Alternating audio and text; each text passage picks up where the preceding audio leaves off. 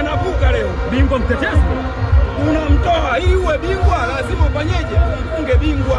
Huwezi kuwa bingwa kama unaendelea kubebwa. Wao waache waendelee kupiga ngoma zao huko. Sisi tunamalizana na hawa, alafu tunakuja kwenye ligi ya nyumbani.